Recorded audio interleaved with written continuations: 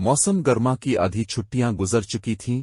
दीगर बच्चों की तरह हसन भी अपनी छुट्टियों को एंजॉय कर रहा था। इसके अबू अपनी मसरूफियात के बाइस इसे कहीं छुट्टियां गुजारने ना ले जा सके, चुनांचे वो घर पर ही लुत्फ अंदोज हो रहा था। वो पढ़ाई में तो अच्छा था लेकिन साथ खेल कूद का भी बेहद शौकीन था। इसने छुट्टियों का काफी होमवर्क कर लिया था और अब सारा दिन खेलता रहता था। इसकी उम्मी इसे समझाती कि बेटा, गर्मियों में इतना खेल कूद अच्छा नहीं होता, दोपहर को मत बाहर जाया करो बल्कि शाम के वक्त दोस्तों के साथ खेल लिया करो। अगर तुमने स्कूल का काम कर लिया है तो उसे याद कर लो ताकि छुट्टियों के फौरन बाद होने वाले इम्तिहान में कामयाब हो सको। हसन इत्मीनान और लापरवाही से जवाब देता, उम्मी मैंने काफी सारा होमवर्क कर लिया है, थोड़ा सा बाकी है, वो भी कर लूंगा। अभी तो बहुत सारी छुट्टियां बाकी हैं।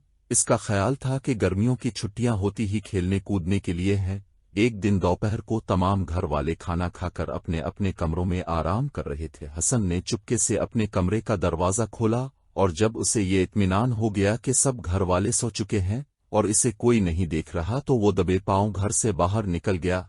हसन की तरह चंद दूसरे बच्चे भी गली में क्रिकेट खेल रहे थे।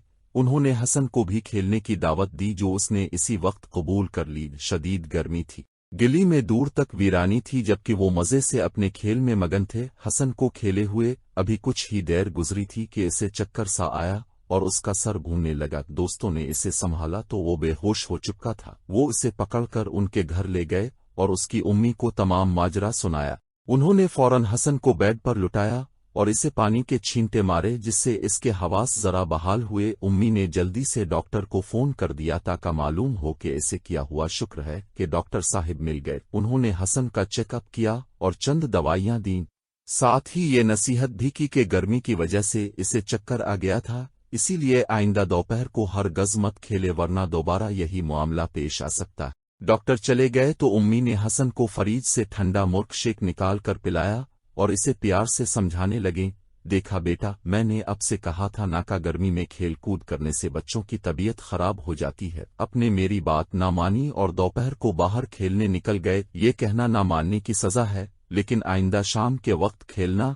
हसन ने उम्मी से वादा किया कि वो बाकी छुट्टियां उनकी नसीहत के मुताबिक गुजारेगा। अब वो सुबह स्कूल का काम करता है, दोपहर को आराम करता है और सिर्फ शाम को खेलता। साथियों, गर्मियों का मौसम उरूज पर है। छुट्टियों का ये मकसद नहीं कि आप हर वक्त खेलते रहें वरना आपको गर्मी लग सकती है।